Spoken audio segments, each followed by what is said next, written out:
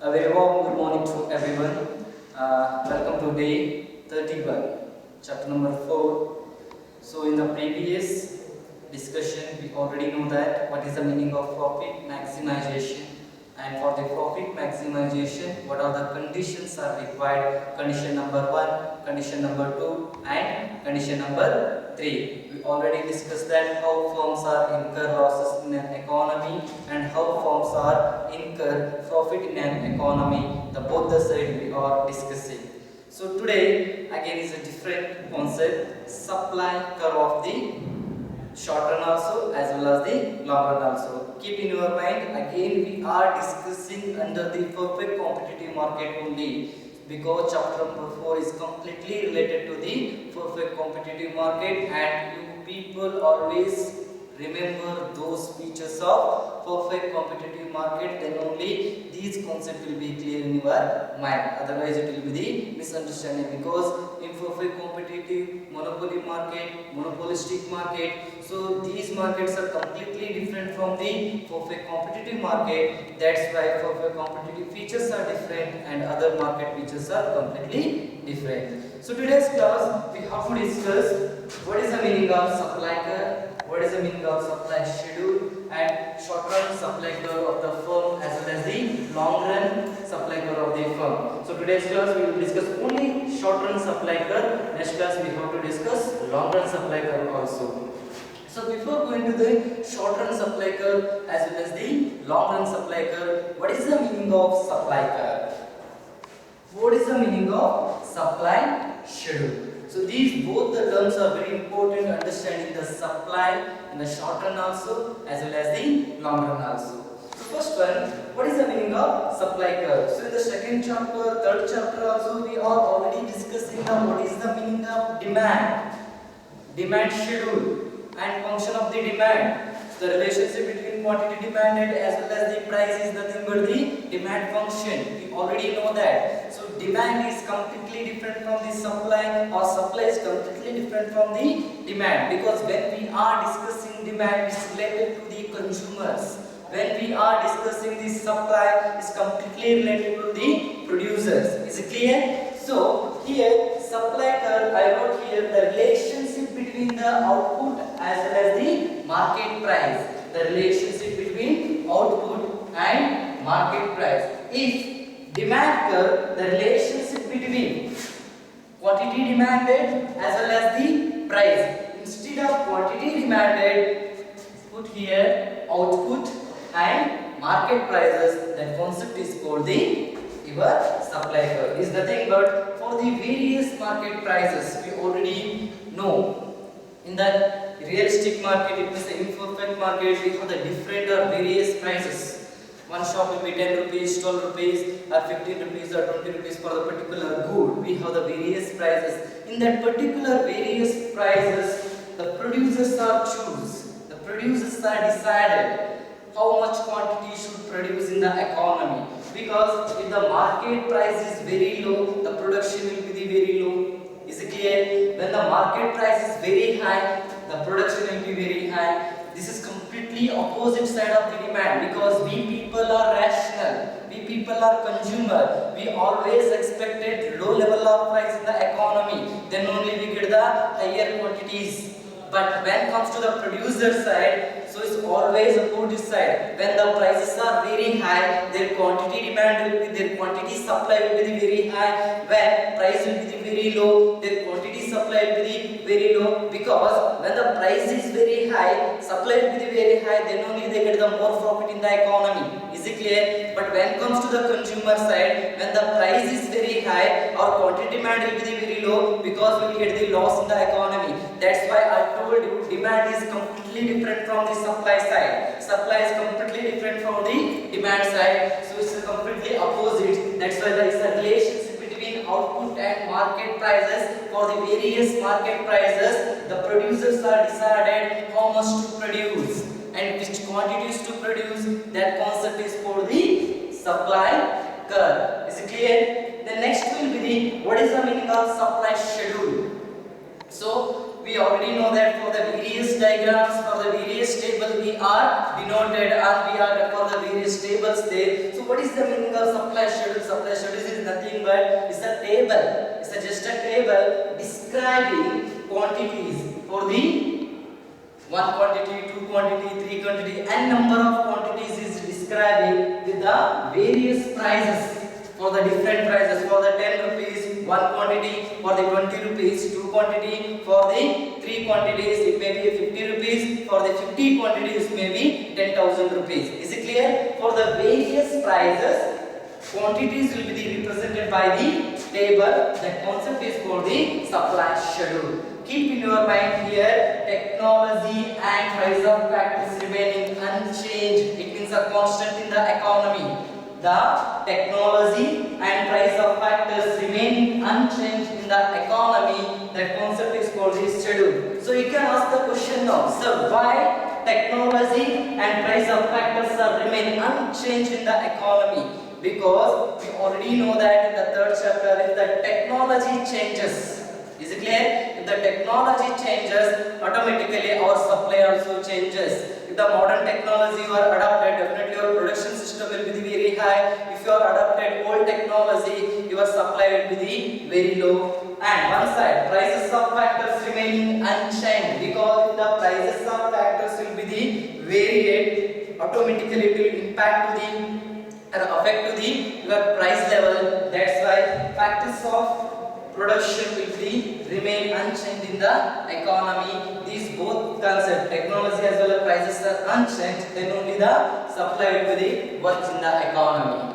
So once we understand what is the meaning of supply curve, what is the meaning of supply, and what is the meaning of supply schedule, in the under this case we have the two types of supply curve. One is the short run supply curve of the firm, and second one is the long run supply curve of the firm. So today's class we have to discuss what is the meaning of short run supply curve. So which part is the short run supply curve, and what is the difference between short run and long run? We already know that what is the difference between short run and long run. If the one variable or one factor remain constant in the economy, that will be the short run. All the variables or all the factors of production are continuously changes in the economy. That concept is related to the long run concept. Is it clear? So now short run supply curve of a firm.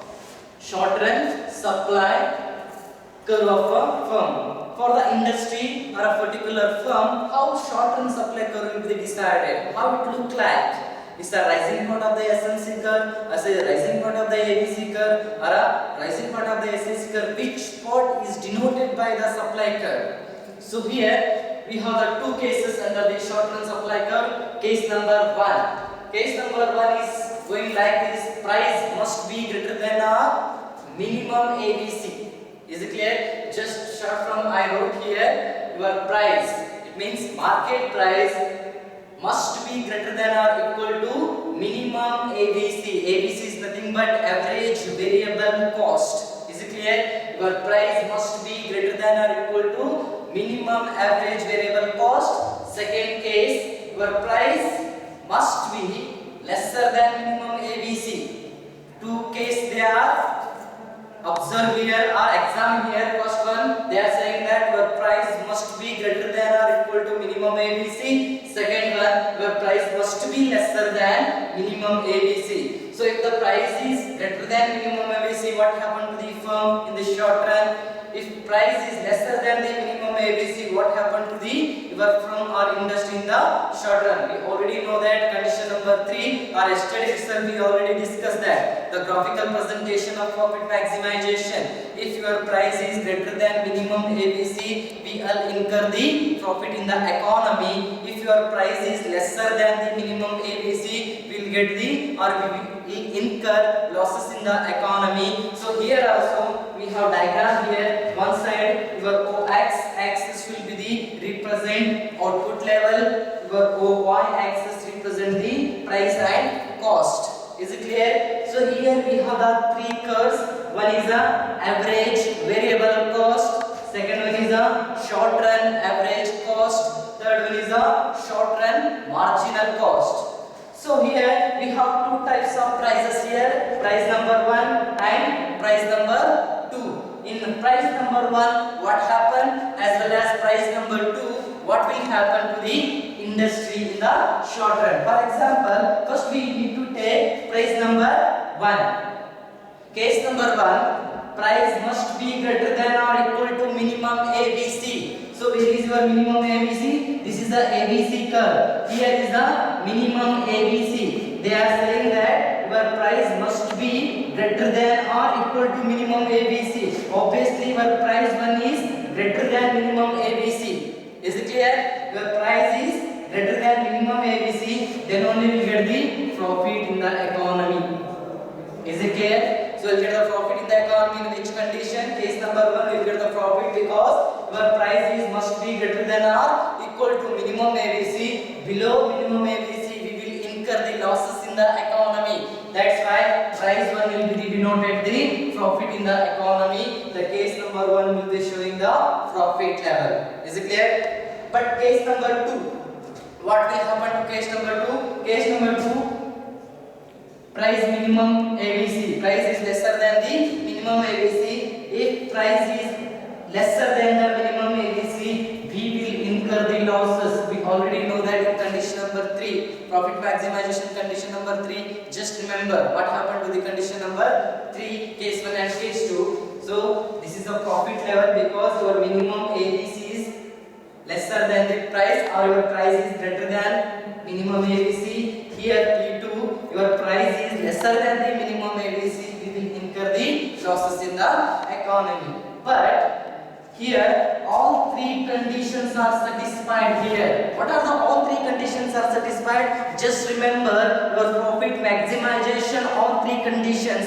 First condition is saying that price must be equal to marginal cost. What is the first condition? Price must be equal to marginal cost. And condition number 2 saying that your marginal cost continuously increasing or it will be the non-decreasing at Q0 level. Is it clear? It means it will be the your marginal cost should be increasing. And condition number 3, first one is a short run. That is the case number 1. Price must be greater than or equal to ABC, average variable cost. Case number 2 is related to the long run. Your price must be greater than or equal to long run average cost.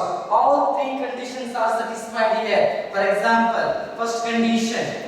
What is the first condition? Price must be equal to marginal cost. So we already know that this is nothing but P equal to AR equal to MR, right? So this is also P equal to AR equal to MR.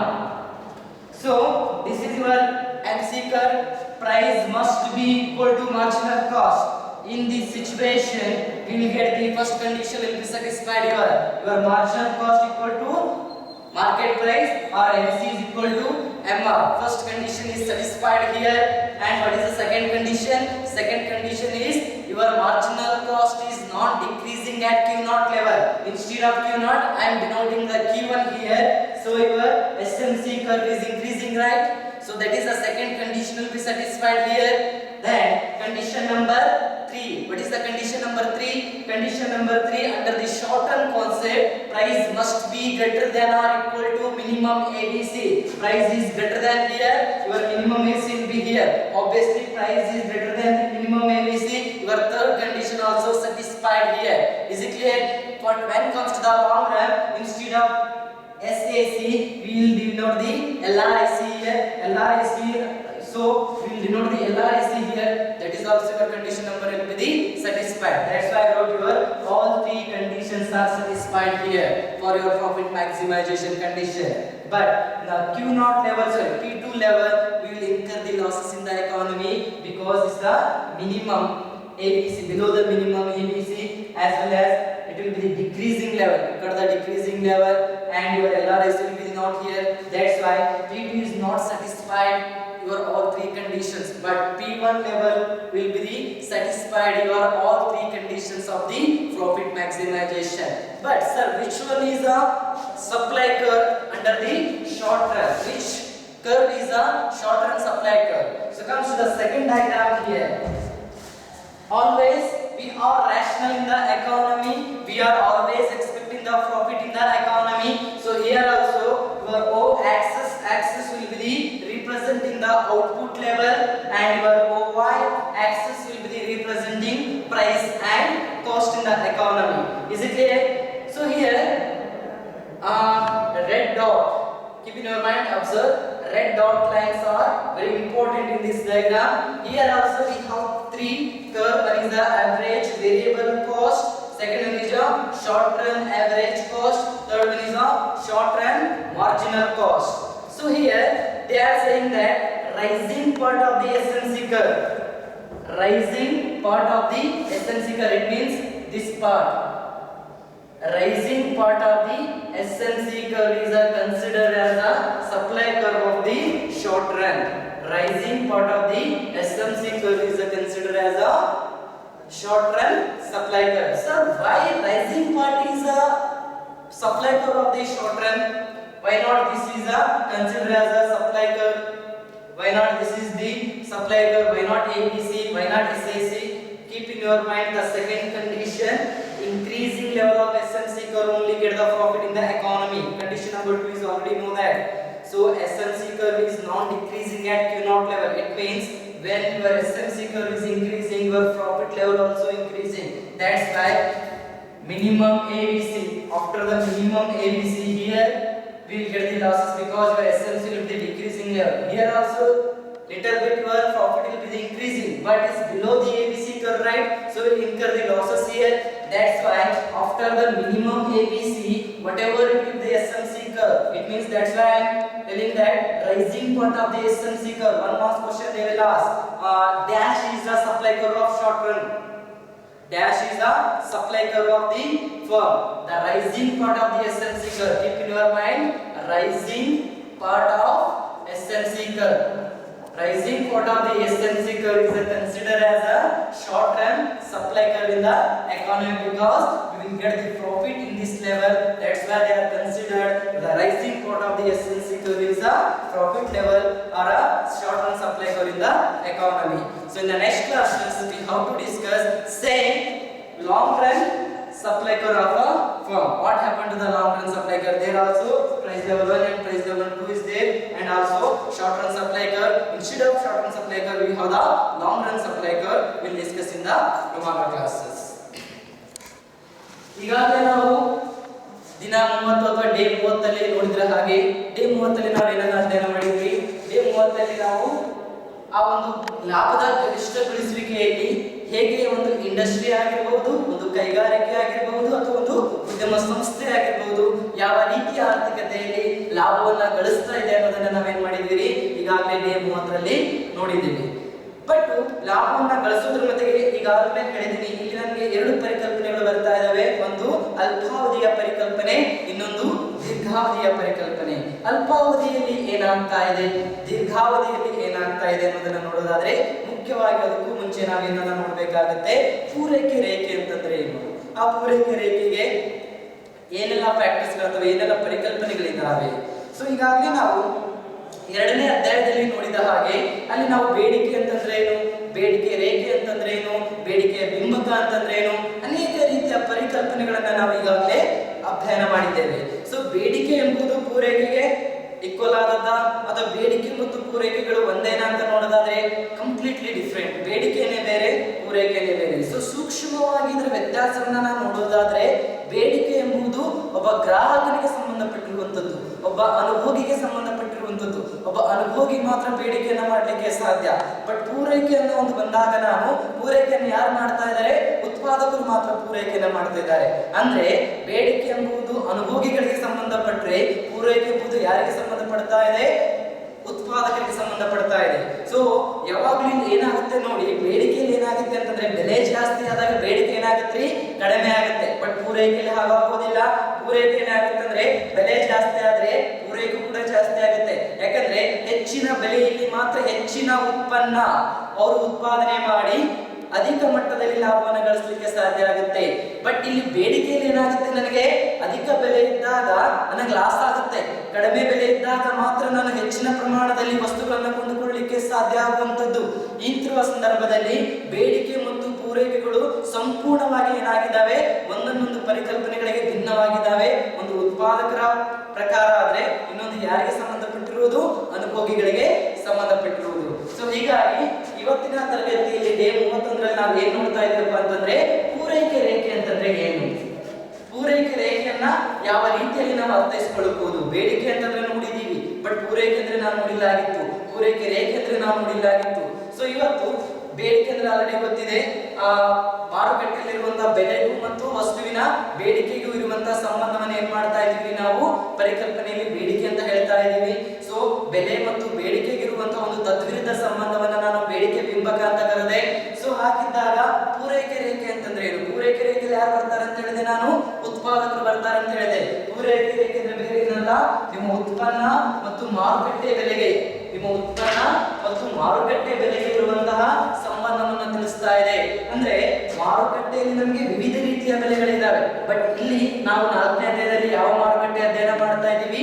ಪರಿಪೂರ್ಣ ಪೈಪೋಟಿ ಮಾರುಕಟ್ಟೆಯನ್ನ ಅಧ್ಯಯನ ಮಾಡ್ತಾ ಇದ್ದೀವಿ. ಇಲ್ಲಿ ಬೆಲೆ ಒಂದೇ ಆಗಿರುತ್ತೆ, ಬಟ್ ನಾವು ರಿಯಲಿಸ್ಟಿಕ್ ಪ್ರಸ್ತುತ ಮಾರುಕಟ್ಟೆಗೆ ನಾವು ಬರೋದೇ ಆದ್ರೆ ಏನಾಗುತ್ತೆ?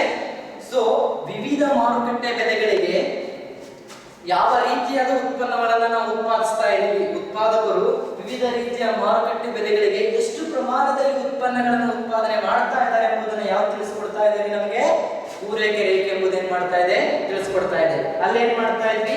ಮಾರುಕಟ್ಟೆ ಬೆಲೆಗೂ ಮತ್ತು ಬೇಡಿಕೆಗೆ ಇರುವ ಸಂಬಂಧವನ್ನ ಬೇಡಿಕೆಯಲ್ಲಿ ನೋಡಿದ್ರೆ, ಇಲ್ಲಿ ಮಾರುಕಟ್ಟೆ ಬೆಲೆ ಮತ್ತು ಉತ್ಪನ್ನಕ್ಕೆ ಇರುವ ಸಂಬಂಧವನ್ನ ಎಲ್ಲಿ ನೋಡ್ತಾ ಇದೀವಿ? ನಾವು ಪೂರೈಕೆಯಲ್ಲಿ ನೋಡ್ತಾ ಇದೀವಿ. ಸೊ ಫಾರ್ ಎಕ್ಸಾಂಪಲ್, ಒಬ್ಬ ರೈತ ಆಗಿರಬಹುದು, ಒಬ್ಬ ಬಿಸ್ನೆಸ್ ಮ್ಯಾನ್ ಆಗಿರಬಹುದು, ಮಾರುಕಟ್ಟೆಯಲ್ಲಿ ಯಾವ ರೀತಿ ಬೆಲೆ ಇದೆ ಅನ್ನೋದ್ರ ಮೇಲ್ಗಡೆ ಟೊಮಾಟೊ ಆಗಿರಬಹುದು ಅಥವಾ ಸೌತೆಕಾಯಿ ಆಗಿರಬಹುದು ಅಥವಾ ಇನ್ನಿತರ ತರಕಾರಿಗಳನ್ನ ಏನ್ ಮಾಡ್ತಿದ್ದಾನೆ? ನಾನು ಉತ್ಪಾದನೆ ಮಾಡ್ತಾ ಇದ್ದೇನೆ. ಯಾವ ಆಧಾರದ ಮೇಲೆ? ಮಾರುಕಟ್ಟೆಯ ಬೆಲೆಯ ಆಧಾರದ ಮೇಲೆ ನನ್ನ ಉತ್ಪನ್ನವನ್ನು ಏನ್ ಮಾಡ್ತಾ ಇದ್ದಾನೆ? ಅವನು ಮಾರುಕಟ್ಟೆಯಲ್ಲಿ ನಿರ್ಧಾರ ಮಾಡ್ತಾ ಇದ್ದಾನೆ. ಅದಕ್ಕೆ ಏನಂತ ಕರೀತಾ ಇದೀವಿ ನಾವು? ಪೂರೈಕೆ ರೇಖೆ ಅಂತ ಕರೀತಾ ಇದೀವಿ. Is it clear? ಸೊ ಅದಾದ್ಮೇಲೆ ಬರುವಂತದ್ದು ನನಗೆ ಎರಡನೇ ಪರಿಕಲ್ಪನೆ ಯಾವ್ದು ಬರ್ತಾ ಇದ್ದಾರೆ? ಪೂರೈಕೆ ಪಟ್ಟಿ. ಸೊ ಪೂರೈಕೆ ಪಟ್ಟಿ ಅಂತಂದ್ರೆ ಏನು? ಪೂರೈಕೆ ಪಟ್ಟಿ ಈಗಾಗಲೇ ನಮಗೆ ಪೂರೈಕೆ ಅಂದ್ರೆ ಏನಂತ ಗೊತ್ತಾಯ್ತು. ಅದೇ ರೀತಿಯಾಗಿ ಪೂರೈಕೆ ಪಟ್ಟಿ ಅಂತಂದ್ರೆ ಏನಂತ ಅರ್ಥ ಮಾಡ್ಕೋಬೇಕು. ಇದೇನಲ್ಲ, ವಿವಿಧ ರೀತಿಯ ಬೆಲೆಗಳು ಮತ್ತು ಪ್ರಮಾಣಕ್ಕೆ ಇರುವಂತಹ ಸಂಬಂಧ. ಫಾರ್ ಎಕ್ಸಾಂಪಲ್, 10 ರೂಪಾಯಿ ಬೆಲೆ ಇದ್ದಾಗ ಎಷ್ಟು ಪೆನ್ ಅನ್ನ ನಾನು ಕೊಂಡ್ಕೋತಾ ಇದ್ದೆ, 20 ರೂಪಾಯಿ ಬೆಲೆ ಇದ್ದಾಗ ಎಷ್ಟು ಪೆನ್ ಅನ್ನ ನಾನು ಕೊಂಡ್ಕೋಬಹುದು, 30 ರೂಪಾಯಿ ಬೆಲೆ ಇದ್ದಾಗ ಎಷ್ಟು ಪೆನ್ ಅನ್ನ ನಾನು ಕೊಂಡ್ಕೋಬಹುದು. ಇದು ಬೇಡಿಕೆಯಲ್ಲ ಆಯ್ತು, ಅದು ಬೇಡಿಕೆ ಪಟ್ಟಿ ಆಯ್ತು. ಬಟ್ ಪೂರೈಕೆ ಪಟ್ಟಿಯಲ್ಲಿ ಏನಾಗುತ್ತೆ? 10 ರೂಪಾಯಿ ಬೆಲೆ ಇದ್ದಾಗ ಒಂದು ಉತ್ಪಾದಕ ಎಷ್ಟು ಪೆನ್ಗಳನ್ನು ಉತ್ಪಾದನೆ ಮಾಡ್ತಾನೆ, 20 ರೂಪಾಯಿ ಬೆಲೆ ಇದ್ದಾಗ ಎಷ್ಟು ಪೆನ್ಗಳನ್ನು ಅವನು ಉತ್ಪಾದನೆ ಮಾಡ್ತಾ ಇದ್ದಾನೆ, 30 ರೂಪಾಯಿ ಬೆಲೆ ಇದ್ದಾಗ ಎಷ್ಟು ಪೆನ್ಗಳನ್ನು ಅವನು ಉತ್ಪಾದನೆ ಮಾಡ್ತಾ ಇದ್ದಾನೆ, 100 ರೂಪಾಯಿ ಬೆಲೆ ಇದ್ದಾಗ ಎಷ್ಟು ಪೆನ್ಗಳನ್ನು ಉತ್ಪಾದನೆ ಮಾಡ್ತಾ ಇದ್ದಾನೆ ಅನ್ನೋ ಒಂದು ಪಟ್ಟಿಗೆ ಅಥವಾ ಟೇಬಲ್ಗೆ ಏನಂತ ಕರೀತಾ ಇದ್ದೀವಿ ನಾವು? ಪೂರೈಕೆ ಪಟ್ಟಿ ಅಂತ ಕರೀತಾ ಇದ್ದೀವಿ. Is it clear? ಇಲ್ಲಿ ನೋಡಿ ಎಷ್ಟು ಚೆನ್ನಾಗಿ ವ್ಯತ್ಯಾಸ ಇದೆ ಅಂತಂದ್ರೆ ಜಸ್ಟ್ ಅರ್ಥ ಮಾಡ್ಕೊಳ್ಳಿ. ಬೇಡಿಕೆಯಲ್ಲಿ ಏನಾಗುತ್ತೆ ಅಂತಂದ್ರೆ 10 ರೂಪಾಯಿ ಬೆಲೆ ಇದ್ದಾಗ ನಾನು 10 ಪೆನ್ ಕೊಂಡ್ಕೊಳ್ತಾ ಇದ್ದೆ. ಇದು ಪೆನ್ನು, ಇದು ಬೆಲೆ, ಪ್ರೈಸ್. 10 ರೂಪಾಯಿ ಬೆಲೆ ಇದ್ದಾಗ 10 ಪೆನ್ ನಾನು ಏನ್ ಮಾಡ್ತಾ ಇದ್ದೀರಿ? ಪರ್ಚೇಸ್ ಮಾಡ್ತಾ ಇದ್ದೆ. 20 ರೂಪಾಯಿ ಬೆಲೆ ಆದಾಗ ನನ್ನ ಬೇಡಿಕೆ ಏನಾಗಬೇಕು? ಇವಾಗ ಕಡಿಮೆ ಆಗ್ಬೇಕಲ್ವಾ? 5 ಪೆನ್ ಕೊಂಡ್ಕೋತೀನಿ. 30 ರೂಪಾಯಿ ಬೆಲೆ ಆಯ್ತು, 2 ಪೆನ್ ಕೊಂಡ್ಕೋತೀನಿ. 40 ರೂಪಾಯಿ ಬೆಲೆ ಆಯ್ತು, ನಾನು ಪೆನ್ ಕೊಂಡ್ಕೊಳ್ಳೋದೇ ಇಲ್ಲ. ಯಾಕಂದ್ರೆ ಬೆಲೆ ಜಾಸ್ತಿ ಆದಾಗೆಲ್ಲ ನನ್ನ ಬೇಡಿಕೆ ಏನಾಗುತ್ತೆ? ಇಲ್ಲಿ ಕಡಿಮೆ ಆಗುತ್ತೆ. ಇದು ಯಾವ್ದ್ರಲ್ಲಿ? ಬೇಡಿಕೆಯಲ್ಲಿ. ಬಟ್ ಇಲ್ಲೇನಾಗುತ್ತೆ ನೋಡಿ, ಪೂರೈಕೆಯಲ್ಲಿ ಪೆನ್ ಉತ್ಪಾದನೆ ಅಥವಾ 10 ರೂಪಾಯಿ ಬೆಲೆ ಇತ್ತು, 10 ಉತ್ಪಾದನೆ ಮಾಡಿದ್ರು, 10 ಪೆನ್ಗಳನ್ನು ಉತ್ಪಾದನೆ ಮಾಡ್ತಾರೆ ಬಿಸ್ನೆಸ್ ನಲ್ಲಿ. 20 ರೂಪಾಯಿ ಆಯ್ತು, 20 ಪೆನ್ಗಳನ್ನು ಉತ್ಪಾದನೆ ಮಾಡ್ತಾನೆ. ಯಾಕಂದ್ರೆ ಬೆಲೆ ಜಾಸ್ತಿ ಆಗಿದೆ, ಅವನಿಗೆ ಲಾಭ ಕೂಡ ಜಾಸ್ತಿ ಸಿಗುತ್ತೆ. 30 ರೂಪಾಯಿ ಬೆಲೆ ಆಯ್ತು, 50 ಪೆನ್ ಉತ್ಪಾದನೆ ಮಾಡ್ತಾನೆ ಅವನು. 40 ರೂಪಾಯಿ ಆಯ್ತು, 80 ಪೆನ್ ಉತ್ಪಾದನೆ ಮಾಡ್ತಾನೆ. ಬೆಲೆ ಜಾಸ್ತಿ ಆದಂಗೆಲ್ಲ ಅವನಿಗೆ ಸಿಗುವಂತ ಪ್ರಾಫಿಟ್ ಅಥವಾ ಲಾಭ ಕೂಡ ಏನಾಗುತ್ತೆ? ಆರ್ಥಿಕತೆಯಲ್ಲಿ ಹೆಚ್ಚಳ ಆಗುತ್ತೆ. ಹಾಗಾಗಿ ಬೆಲೆ ಜಾಸ್ತಿ ಆದಂಗೆಲ್ಲ ಉತ್ಪನ್ನ ಏನಾಗುತ್ತೆ? ಜಾಸ್ತಿ ಆಗುತ್ತೆ. ಲಾಭದ ಕಾರಣಕ್ಕೋಸ್ಕರ ಬೇಡಿಕೆ ಎಲ್ಲ ಏನಾಗುತ್ತೆ? ಬೆಲೆ ಜಾಸ್ತಿ ಆದಂಗೆಲ್ಲ ನಮ್ಮ ಬೇಡಿಕೆ ಏನಾಗುತ್ತೆ? ಕಡಿಮೆ ಆಗುತ್ತೆ. ಯಾಕಂದ್ರೆ ನಮ್ಮ ಕೊಂಡುಕೊಳ್ಳುವ ಸಾಮರ್ಥ್ಯ ಏನಾಗಿರುತ್ತೆ? ಅವಾಗೆ ಕಡಿಮೆ ಆಗಿರುತ್ತೆ. ಹಾಗಾಗಿ ನಾನು ಹೇಳಿದೆ ನಿಮಗೆ, ಬೇಡಿಕೆಗೆ ತದ್ವಿರುದ್ಧವಾಗಿ ಏನಿರುತ್ತೆ? ಪೂರೈಕೆ ಇರುತ್ತೆ. ಈ ರೀತಿಯಾಗಿ ಸುಲಭವಾಗಿ ನೀವು ಇದನ್ನು ಅರ್ಥ ಮಾಡ್ಕೋಬಹುದ್ರಿ. ಪೂರೈಕೆ ರೇಖೆ ಮತ್ತು ಪೂರೈಕೆ ಪಟ್ಟಿಗಳ ಸಂಬಂಧವನ್ನು ನೀವು ಸೂಕ್ಷ್ಮವಾಗಿ ಏನ್ ಮಾಡ್ಕೋಬಹುದಾಗಿದೆ? ಅರ್ಥ ಮಾಡ್ಕೋಬಹುದಾಗಿದೆ. ಸೊ ಒಂದು ಸಾರಿ ನಮಗೆ ಪೂರೈಕೆ ರೇಖೆ ಮತ್ತು ಪೂರೈಕೆ ಪಟ್ಟಿಯ ಪರಿಕಲ್ಪನೆಗಳು ಅರ್ಥ ಆದ ನಂತರ ನೆಕ್ಸ್ಟ್ ನಾವು ಅರ್ಥ ಮಾಡ್ಕೋಬೇಕಾಗಿದೆ ಏನಪ್ಪಾ ಅಂತಂದ್ರೆ, ಇಲ್ಲಿ ಕೂಡ ನಮಗೆ ಅಲ್ಪಾವಧಿ ಮತ್ತು ದೀರ್ಘಾವಧಿಯ ಪೂರೈಕೆ ರೇಖೆಗಳು ಅಂತ ಬರ್ತವೆ. ಉದ್ಯಮ ಘಟಕದ ಅಲ್ಪಾವಧಿಯಲ್ಲಿ, ಸೊ ಉದ್ಯಮ ಘಟಕದಲ್ಲಿ ಅಲ್ಪಾವಧಿಯಲ್ಲಿ ಪೂರೈಕೆ ರೇಖೆ ಹೇಗಿರುತ್ತೆ? ಯಾವ ರೇಖೆಯನ್ನ ನಾವು ಅಲ್ಪಾವಧಿಯಲ್ಲಿ ಪೂರೈಕೆ ರೇಖೆ ಅಂತ ಕರಿತೀವಿ? ಸೊ ದೀರ್ಘಾವಧಿಯಲ್ಲಿ ನಾವು ಯಾವ ರೇಖೆಯನ್ನ ನಾವು ಪೂರೈಕೆ ರೇಖೆ ಅಂತ ಕರಿಬೇಕು? ಪಡೆಯಬೇಕಾದ್ರೆ ಈ ಎರಡೂ ಪರಿಕಲ್ಪನೆಗಳನ್ನ ನಾವೇನ್ ಮಾಡ್ಕೋಬೇಕಾಗುತ್ತೆ, ಅಧ್ಯಯನ ಮಾಡಲೇಬೇಕಾಗುತ್ತೆ. ಅದರಲ್ಲಿ ಮೊದಲನೇದಾಗಿ ಅಲ್ಪಾವಧಿಯಲ್ಲಿ ಉದ್ಯಮ ಘಟಕದ ಪೂರೈಕೆ ರೇಖೆ. ಸೊ ಅಲ್ಪಾವಧಿಯಲ್ಲಿ ಯಾವ ರೇಖೆಯನ್ನ ನಾವು ಒಂದು ಉದ್ಯಮ ಘಟಕದ ಪೂರೈಕೆ ರೇಖೆ ಅಂತ ಕರೆಯಬಹುದು. ಎಲ್ಲಾ ರೇಖೆಯನ್ನ ನಾನು ಉದ್ಯಮ ಘಟಕದ ಪೂರೈಕೆ ರೇಖೆ ಅಂತ ಕರೀಲಿಕ್ಕಾಗಲ್ಲ. ಯಾಕೆ ಕರೀಲಿಕ್ಕೆ ಆಗೋದಿಲ್ಲ? ಯಾಕೆ ನಾನು ಆ ಪರ್ಟಿಕ್ಯುಲರ್ ಅಥವಾ ನಿರ್ದಿಷ್ಟವಾದ ರೇಖೆಯನ್ನೇ ನಾನು ಪೂರೈಕೆ ರೇಖೆ ಅಂತ ಕರೀತಾ ಇದ್ದೀನಿ ಅನ್ನೋದನ್ನ ಈ ಒಂದು ಪರಿಕಲ್ಪನೆಯಲ್ಲಿ ಅಧ್ಯಯನ ಮಾಡೋಣ. ಆ ಅಲ್ಪಾವಧಿ ಉದ್ಯಮ ಘಟಕದ ಪೂರೈಕೆ ರೇಖೆಯಲ್ಲಿ ನಮಗೆ ಎರಡು ಕೇಸಸ್ ಬರ್ತವೆ, ಎರಡು ಸನ್ನಿವೇಶಗಳು ಬರ್ತವೆ. ಷರತ್ತು 1 ಅಥವಾ ಸನ್ನಿವೇಶ 1 ಅಥವಾ ಸನ್ನಿವೇಶ 2. ನಾನು ಅದನ್ನ ತುಂಬಾ ಶಾರ್ಟ್ ಆಗಿ ಮಾಡ್ತಿದ್ದೀನಿ. ನೀವು ಎಕ್ಸಾಮ್ ಅಲ್ಲಿ ಅದನ್ನ ಬಿಡಿಸಿ ಬರೀಬೇಕಾಗುತ್ತೆ. ಯಾವ ರೀತಿಯಪ್ಪ ಅಂತಂದ್ರೆ ಸನ್ನಿವೇಶ 1 ಏನ್ ಹೇಳ್ತಾ ಇದೆ ಅಂತಂದ್ರೆ ನನಗೆ ಬೆಲೆ ಕನಿಷ್ಠ ಎಬಿಸಿ ಗಿಂತ ಬೆಲೆಯು ಮಾರುಕಟ್ಟೆ ಬೆಲೆಯು ಕನಿಷ್ಠ ಎಬಿಸಿ ಗಿಂತ, ಎಬಿಸಿ ಅಂದ್ರೆ ಆಲ್ರೆಡಿ ಗೊತ್ತಿದೆ ನಿಮಗೆ, ಸರಾಸರಿ ಬದಲಾಗುವ ವೆಚ್ಚ.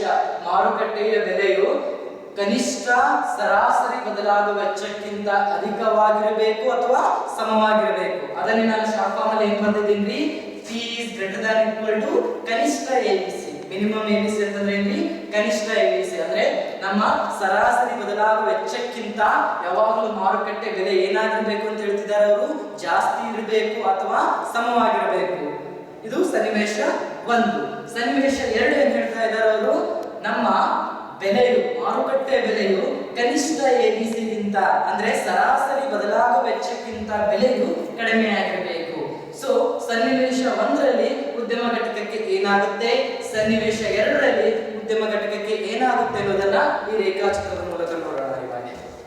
ಸೊ ಇಲ್ಲಿ OX ರೇಖೆಯು ಏನ್ ಹೇಳ್ತಾ ಇದ್ರೆ ನನಗೆ ಉತ್ಪನ್ನದ ಮಟ್ಟವನ್ನ ಹೇಳ್ತಾ ಇದೆ. ವಿವಿಧ ರೀತಿಯ ಉತ್ಪನ್ನದ ಮಟ್ಟವನ್ನ ಏನ್ ಮಾಡ್ತಾ ಇದೆ ನನಗೆ OX ರೇಖೆ ಹೇಳ್ಕೊಡ್ತಾ ಇದೆ. ಸೊ OY ರೇಖೆ ಹೇಳ್ಕೊಡ್ತಾ ಇದೆ ನನಗೆ ವಿವಿಧ ರೀತಿಯ ಬೆಲೆಗಳು. ಅದಕ್ಕೆ ಹೇಳಿದೆ ನಾನು. ಸೊ ಪೂರೈಕೆ ರೇಖೆ ಏನ್ ಹೇಳ್ಕೊಡ್ತಾ ಇದೆ, ವಿವಿಧ ರೀತಿಯ ಬೆಲೆಗಳಲ್ಲಿ ಒಬ್ಬ ಉತ್ಪಾದಕ ಯಾವ ಪ್ರಮಾಣದಲ್ಲಿ ಉತ್ಪನ್ನಗಳನ್ನು ಉತ್ಪಾದಿಸ್ತಾ ಇದ್ದಾನೆ ಅನ್ನೋದು ಏನಾಗಿರುತ್ತೆ ರೀ, ಪೂರೈಕೆ ರೇಖೆ ಆಗಿರುತ್ತೆ. ಇಲ್ಲಿ ನಮಗೆ 3 ರೀತಿಯ ರೇಖೆಗಳನ್ನ ನೋಡ್ತಾ ಇದ್ದೀವಿ. ಮೊದಲನೇದಾಗಿ ಸರಾಸರಿ ಬದಲಾಗುವ ವೆಚ್ಚ ABC. ಎರಡನೇದಾಗಿ ಏನ್ ನೋಡ್ತಾ ಇದ್ದೀವಿ, ಅಲ್ಪಾವಧಿಯ ಸರಾಸರಿ ವೆಚ್ಚ SAC. ಮೂರನೇದಾಗಿ ಅಲ್ಪಾವಧಿಯ ಸೀಮಾಂತ ವೆಚ್ಚ SMC. ಈ 3 ರೇಖೆಗಳನ್ನ ಬಳಕೆ ಮಾಡಿಕೊಂಡು ನಾನಿಲ್ಲಿ ಕೇಸ್ 1 ಸನ್ನಿವೇಶ 1 ಮತ್ತು ಸನ್ನಿವೇಶ 2 ಕೂಡ ನೋಡ್ತಾ ಇದ್ದೀವಿ. ಸನ್ನಿವೇಶ 1ರಲ್ಲಿ ಏನಾಗುತ್ತೆ, ಸನ್ನಿವೇಶ 2ರಲ್ಲಿ ಏನಾಗುತ್ತೆ ಅನ್ನೋದನ್ನ ನೋಡೋಣ. ಮೊದಲನೇದಾಗಿ ಸನ್ನಿವೇಶ 1. ಈ ಸನ್ನಿವೇಶ 1ರಲ್ಲಿ ಏನಾಗ್ತಾ ಇದೆ ನನಗೆ ಅಂತಂದ್ರೆ ಬೆಲೆ 1 ಅಥವಾ ಸನ್ನಿವೇಶ 1 ಇಲ್ಲಿ ಬೆಲೆ ಹೋಗಿದೆ ನನಗೆ ಆಲ್ರೆಡಿ ಹೇಳಿದ್ದೀನಿ.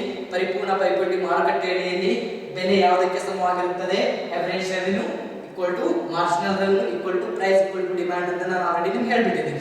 ಸೊ ಇಲ್ಲಿ ಬೆಲೆ 1ರಲ್ಲಿ ಏನಾಗ್ತಾ ಇದೆ, ಬೇಡಿಕೆ ರೇಖೆ ಅಥವಾ ನಿಮ್ಮ ಬೆಲೆ ರೇಖೆ ಏನಾಗಿದೆ, ಕಾನ್ಸ್ಟೆಂಟ್ ಆಗಿದೆ.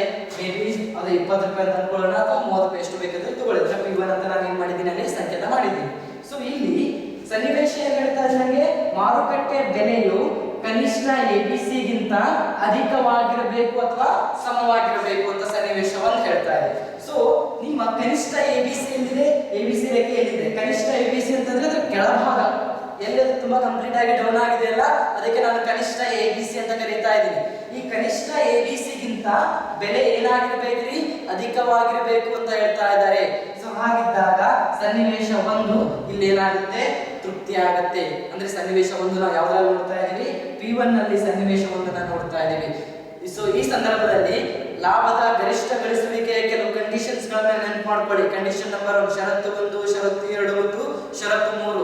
ಯಾವ ಸಂದರ್ಭದಲ್ಲಿ ನಾವು ಲಾಭವನ್ನು ಗಳಿಸಿದ್ವಿ, ಯಾವ ಸಂದರ್ಭದಲ್ಲಿ ನಾವು ನಷ್ಟವನ್ನು ಅನುಭವಿಸಿದ್ವಿ ಅನ್ನೋದನ್ನ ನೆನಪು ಮಾಡ್ಕೊಳ್ಳಿ.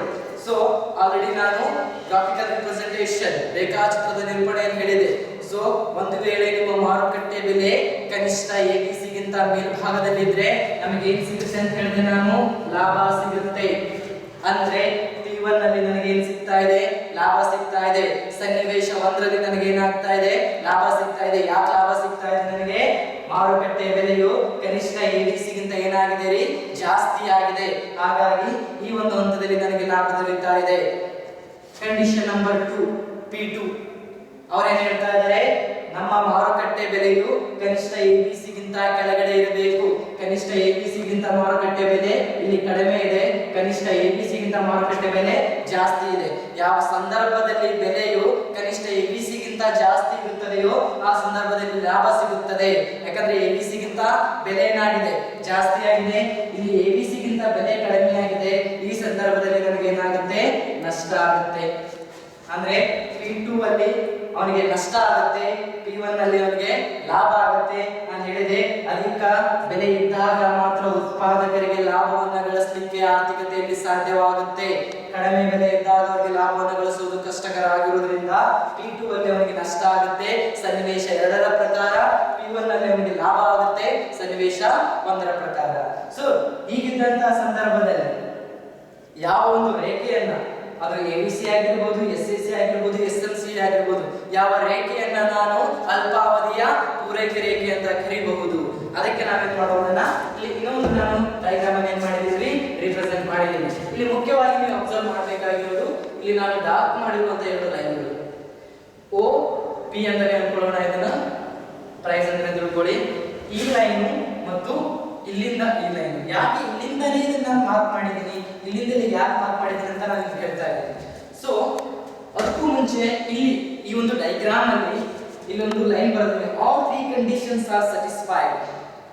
ಸೊ ನೆನಪು ಮಾಡ್ಕೊಳ್ಳಿ, ನಿಮ್ಮ ಲಾಭದ ಗರಿಷ್ಠಗೊಳಿಸುವಿಕೆ, ನಿಮ್ಮ ಲಾಭದ ಗರಿಷ್ಠಗೊಳಿಸುವಿಕೆಯ ಎಲ್ಲಾ 3 ಸನ್ನಿವೇಶಗಳು ಅಥವಾ ಎಲ್ಲಾ 3 ಷರತ್ತುಗಳು ಇಲ್ಲಿ ಅನ್ವಯ ಆಗ್ತವೆ ಅಂತ ಹೇಳ್ತಾ ಇದ್ದಾರೆ ಅವರು. ಷರತ್ತು ಒಂದು ಏನ್ ಹೇಳ್ತಾ ಇದ್ದಾರೆ, ಬೆಲೆಯು ಸೀಮಾಂತ ವೆಚ್ಚಕ್ಕೆ ಸಮವಾಗಿರಬೇಕು. ಇದು ನಿಮ್ಮ ಬೆಲೆ, ಇದು ನಿಮ್ಮ ಸೀಮಾಂತ ವೆಚ್ಚ. ಬೆಲೆಯು ಸೀಮಾಂತ ವೆಚ್ಚಕ್ಕೆ ಸಮವಾಗಿದೆ. ಷರತ್ತು ಒಂದೇನಾಯ್ತ್ರಿ, ಫುಲ್ಫಿಲ್ ಆಯ್ತು. ಎರಡನೇದು ಏನ್ ಹೇಳುತ್ತೆ, ಸೀಮಾಂತ ವೆಚ್ಚವು ಇಳಿಮುಖವಾಗುವುದಿಲ್ಲ, ಅಂದ್ರೆ ಏನಾಗುತ್ತೆ, ಅದು ಏರಿಕೆ ರೂಪದಲ್ಲೇ ಹೋಗುತ್ತದೆ ಅಂತ ಆಯ್ತು. ಸೊ ನಿಮ್ಮ ಸೀಮಾಂತ ವೆಚ್ಚ ಏನಾಗ್ತಾ ಇದೆ ರೀ, ಏರಿಕೆ ಆಗ್ತಾ ಇದೆ. ಕಂಡೀಷನ್ 2 ಕೂಡ ಏನಾಯ್ತು, ಷರತ್ತು 2 ಕೂಡ ಇಲ್ಲಿ ಏನಾಯ್ತು, ತೃಪ್ತಿದಾಯಕವಾಯಿತು. ಮತ್ತು ಷರತ್ತು 3 ಏನ್ ಹೇಳುತ್ತೆ, ಅಲ್ಪಾವಧಿಯಲ್ಲಿ ಸೊ ನಮ್ಮ ABC ಏನಾಗಿರ್ಬೇಕು, ಬೆಲೆಗಿಂತ ಕಡಿಮೆ ಇರಬೇಕು, ಅಥವಾ ನಮ್ಮ ಬೆಲೆಯು ಮಾರುಕಟ್ಟೆ ಬೆಲೆ ABC ಗಿಂತ ಏನಾಗಿರ್ಬೇಕು, ಅಧಿಕವಾಗಿರ್ಬೇಕು ಅಥವಾ ಸಮವಾಗಿರ್ಬೇಕು. ಸೊ ಇಲ್ಲಿ ಏನಾಗಿದೆ ರೀ, ನಮ್ಮ ಮಾರುಕಟ್ಟೆ ಬೆಲೆ ABC ಗಿಂತ ಏನಾಗಿದೆ, ಜಾಸ್ತಿ ಆಗಿದೆ. ಸೊ 3ನೇ ಷರತ್ತು ಕೂಡ ಇಲ್ಲಿ ಏನಾಯ್ತ್ರಿ, ತೃಪ್ತಿದಾಯಕ ಆಯ್ತು. ಹಾಗಾಗಿ ಆ 3 ಷರತ್ತುಗಳು ನಮಗೆ ಈ ಡಯಾಗ್ರಾಮ್ ಅಲ್ಲಿ ಏನಾಗ್ತಿದಾವ್ರಿ, ಸ್ಯಾಟಿಸ್ಫೈಡ್ ಆಗ್ತಿದಾವ ಅಥವಾ ತೃಪ್ತಿದಾಯಕ ಆಗ್ತಿದಾವೆ. ಸೊ ಇಲ್ಲಿ ಮತ್ತೆ ಇಲ್ಲಿ ಅಲ್ಪಾವಧಿಯಲ್ಲಿ ಯಾವ ರೇಖೆಯನ್ನ ನಾನು ಪೂರೈಕೆ ರೇಖೆ ಅಂತ ಕರೀಬಹುದು. ಒಂದು ಅಂಕದ ಪ್ರಶ್ನೆಯನ್ನು ವಾರ್ಷಿಕ ಪರೀಕ್ಷೆಗಳಿಗೆ ಅಥವಾ ನಿಮ್ಮ CA ಕಾಂಪಿಟೇಟಿವ್ ಎಕ್ಸಾಮ್ ಗಳಿಗೆ ಕೇಳ್ತಾ ಇದ್ದಾರೆ. ಡ್ಯಾಶ್ ಏನು ಹೇಳ್ತಾರೆ ಅಂತಂದ್ರು, ಫಾರ್ ಎಕ್ಸಾಂಪಲ್ ಉದ್ಯಮ ಘಟಕದ ಪೂರೈಕೆ ರೇಖೆ, ಅಲ್ಪಾವಧಿಯ ಉದ್ಯಮ ಘಟಕದ ಪೂರೈಕೆ ರೇಖೆ. ಯಾವುದನ್ನು ನಾವು ಅಲ್ಪಾವಧಿಯ ಉದ್ಯಮ ಘಟಕದ ಪೂರೈಕೆ ರೇಖೆ ಅಂತ ಕರಿತೀವಿ.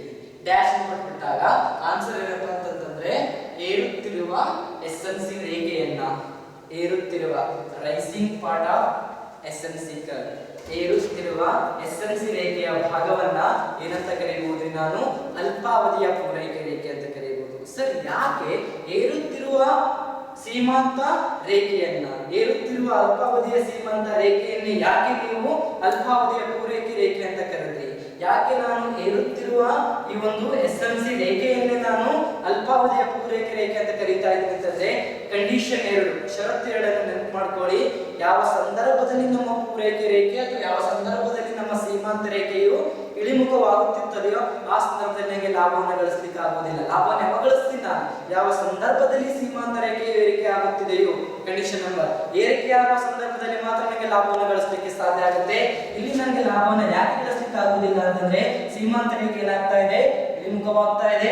ಇಲ್ಲಿಂದ ಏರಿಕೆ ಆಗ್ತಾ ಇದೆ, ಬಟ್ ಏರಿಕೆ ಆಗ್ತಾ ಇದೆ, ಇಲ್ಲೇನಾಗಿದೆ, ನಿಮ್ಮ ABC ರೇಖೆಗಿಂತ ಇನ್ನೂ ಏನಾಗಿದೆ, ಕಡಿಮೆ ಆಗಿರೋದ್ರಿಂದ ಎಲ್ಲಿ ನಮಗೆ ಮಿನಿಮಮ್ ABC ಟಚ್ ಆಗುತ್ತೋ, ಕನಿಷ್ಠ ABC ಎಲ್ಲಿ ಟಚ್ ಆಗುತ್ತೋ ಆ ಭಾಗದಿಂದ ಏರುತ್ತಿರುವ SMC ರೇಖೆಯನ್ನು ನಾನು ಅಲ್ಪಾವಧಿಯ ಪೂರೈಕೆ ರೇಖೆ ಅಂತ ಏನ್ ಮಾಡಬಹುದ್ರಿ, ಕರಿಬಹುದು. ಇದೇ ರೀತಿಯಾಗಿ ನಾಳೆಯ ತರಗತಿಯಲ್ಲಿ ಇದನ್ನ SMC ರೇಖೆ ಏನಂತ ಕರೀತಾ ಇದ್ದಾರೆ ಅವರು, ಪೂರೈಕೆ ರೇಖೆ ಅಂತ ಕರೀತಾ ಇದ್ದಾರೆ. ಯಾವ ಪೂರೈಕೆ ರೇಖೆ, ಏರುತ್ತಿರುವ SMC ರೇಖೆಯನ್ನ ABC ಗಿಂತ ಕರೆಕ್ಟ್ ಆಗಿ ಟಚ್ ಆಗಿ ಏರುತ್ತಿರುವ SMC ರೇಖೆಯನ್ನು ನಾನು ಅಲ್ಪಾವಧಿಯ ಪೂರೈಕೆ ರೇಖೆ ಅಂತ ಏನ್ ಮಾಡಬಹುದಾಗಿದೆ, ಕರೆಯಬಹುದಾಗಿದೆ.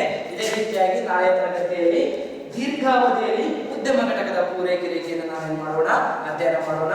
ಅದರ ಜೊತೆಗೆ ಕೆಲವು ಪಾಯಿಂಟ್ಗಳು ಬರ್ತವೆ ನಮಗೆ, shut down point, normal point ಮತ್ತು ಸೂಪರ್ ನಾರ್ಮಲ್ ಪಾಯಿಂಟ್ ಅಂತ ಹೇಳಿ, ಅದನ್ನ ನಾವು ನಾಳೆ ತರಗತಿಯಲ್ಲಿ ಏನ್ ಮಾಡೋಣ್ರಿ, ಅಧ್ಯಯನ ಮಾಡೋಣ. ಧನ್ಯವಾದ.